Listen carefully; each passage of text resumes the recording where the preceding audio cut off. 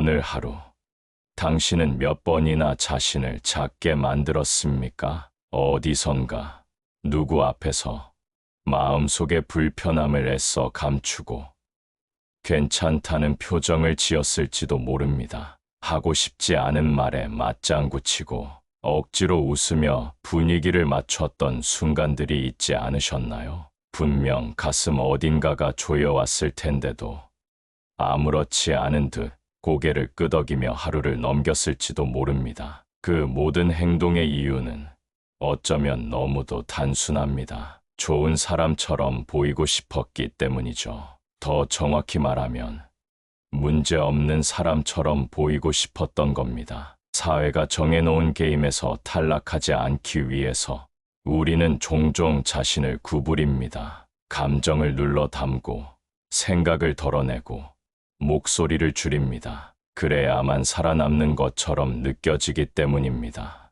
그렇게 우리는 점점 조용히, 작게, 그리고 얇아져 갑니다. 하지만 그렇게까지 조율하고, 감내하고, 맞춰가며 살아냈는데도 문득 어떤 밤, 스스로에게 이런 질문을 던지게 되죠. 대체 나는 누구였을까? 어디서부터가 진짜 나였고, 어디서부터가 보여주기 위한 나였는지 점점 구분이 되지 않기 시작합니다. 우리가 흔히 말하는 성공이라는 단어를 떠올려 봅시다. 당신의 머릿속엔 어떤 이미지가 스치나요? 높은 직위에 오른 사람, 많은 돈을 벌어 여유로운 삶을 사는 사람, 그리고 수많은 사람들의 부러움을 한 몸에 받는 사람. 사회가 말하는 성공은 언제나 화려하고 커 보입니다. 그리고 그런 성공을 이루기 위해서는 일정한 굽힘과 타협,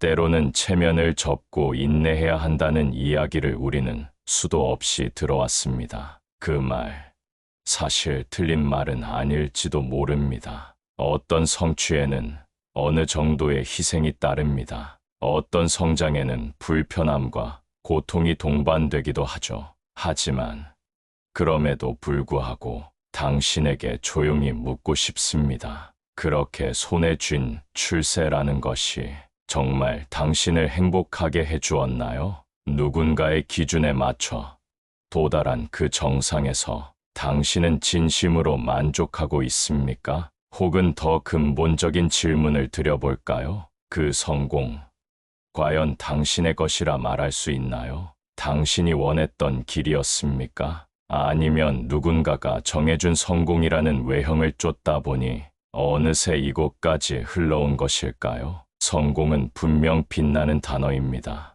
하지만 그 빛이 너무 강해질 때 우리는 오히려 자신의 그림자를 잃고 맙니다. 그리고 그 어둠 속에서 가장 소중히 여겨야 할 자신의 존엄조차 점점 사라져버리는 겁니다. 스토아 철학자들은 오래전부터, 그러나 지금 이 순간에도 여전히 유효한 한 가지 진실을 말해왔습니다. 진짜 성공이란 바깥 세상의 기준이 아닌 자기 자신의 원칙에 따라 사는 것이다. 이 말은 단순한 철학적 선언이 아닙니다. 우리가 누구인지, 어떻게 살아야 하는지를 근본적으로 되묻는 문장이죠. 그렇다면 지금 당신의 삶을 찬찬히 돌아보세요. 당신은 누구의 기준에 따라 살아가고 있습니까? 출세라는 목표를 위해 우리는 때때로 자신의 감정을 숨깁니다. 웃고 싶지 않아도 웃고,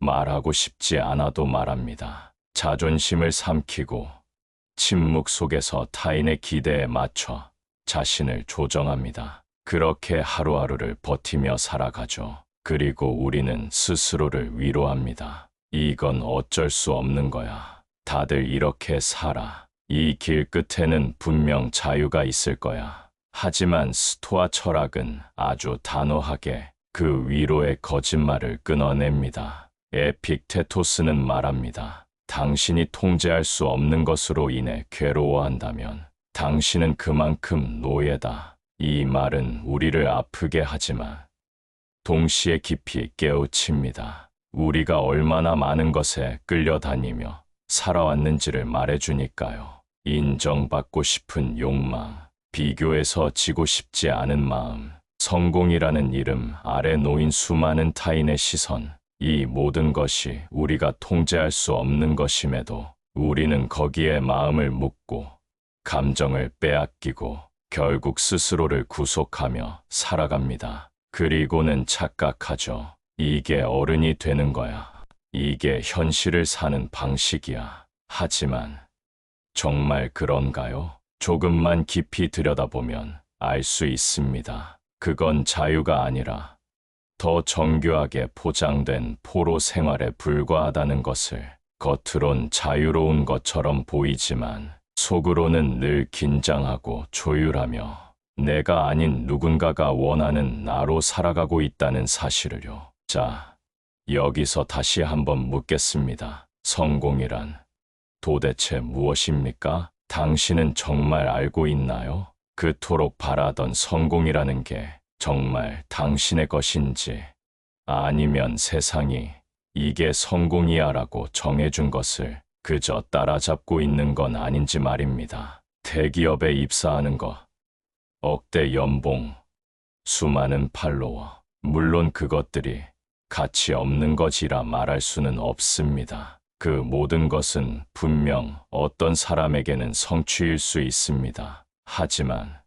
중요한 건 그 모든 것들이 당신 자신으로부터 출발했느냐는 겁니다. 만약 그 목표들이 당신 자신은 멀리한 채 단지 남들에게 잘 보이기 위해 선택된 것이라면, 당신이 그 길을 걷는 동안 한 번도 진짜 자신과 마주하지 못했다면 그건 과연 진짜 성공일 수 있을까요? 스토아 철학은 이 지점에서 단호히 말합니다. 당신이 어떤 사람이 되었느냐가 중요하지 무엇을 소유하고 있는지가 아니다. 결국 성공이란 남들이 당신을 어떻게 평가하는가가 아니라 당신이 스스로를 어떻게 바라보는가에 달려 있습니다. 당신의 내면이 무너진 채 겉으로만 빛나는 성취라면 그건 언젠가 반드시 무너집니다. 하지만 내면의 단단함을 기반으로 쌓은 삶은 조용히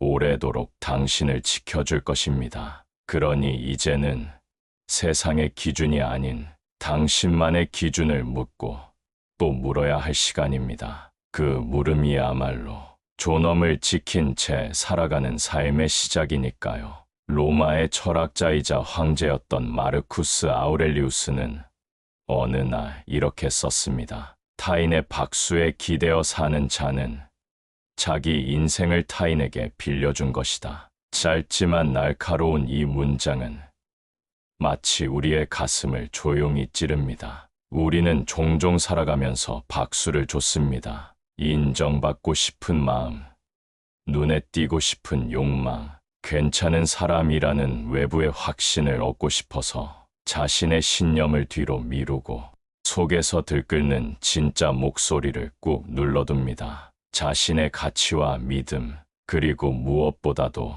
지켜야 할 존엄을 포기한 채 세상의 기준과 타인의 기대에 따라 성공이라는 외형을 조립해 나가는 삶. 하지만 냉정히 말해 그것은 성공이 아니라 스스로에 대한 배반입니다. 남의 박수를 받아내기 위해 자신을 속이고 왜곡하고 억누르는 그 모든 순간들, 결국 그것은 타인의 인정을 얻기 위해 자신의 인생을 조용히 내어주는 일과 다르지 않습니다. 그리고 그런 식으로 쌓은 성공은 당신이 기대한 것만큼 오래가지 않습니다. 왜일까요? 그 이유는 분명합니다. 그 성공은 당신의 본질 위에 세워진 것이 아니라 당신이 만들어낸 이미지, 즉 하나의 인형 위에 세워졌기 때문입니다. 겉으로는 완벽해 보일지 몰라도 조금의 균열이 나기만 해도 쉽게 무너지고 맙니다. 왜냐하면 그 안엔 당신 자신의 뿌리가 없기 때문입니다. 그리고 그 폐허 속에서 우리는 깊은 허무함과 마주합니다. 내가 왜 그랬을까? 이게 정말 나였던가? 내가 바란 건 이런 모습이었나? 그 허무감은 쉽게 지워지지 않습니다. 왜냐하면 그것은 단지 실패의 아픔이 아니라 자신을 배신한 기억의 결과이기 때문입니다. 하지만 스토아 철학이 말하는 성공은 다릅니다. 스토아 철학자들은 말합니다. 진짜 힘은 남을 움직이는 것이 아니라 자신을 지키는 데서 나온다. 이 말은 우리에게 묻습니다. 당신은 지금 세상을 이기려는가? 아니면 자신을 지키려는가? 세상은 늘 말하죠. 내가 틀렸어. 모두가 그렇게 사는데 왜 너만 유별나게 굴어? 조금만 참고, 조금만 굽혀. 그러면 기회가 올 거야. 그럴듯한 속삭임입니다. 그리고 우리는 종종 그 말에 고개를 끄덕입니다. 그래.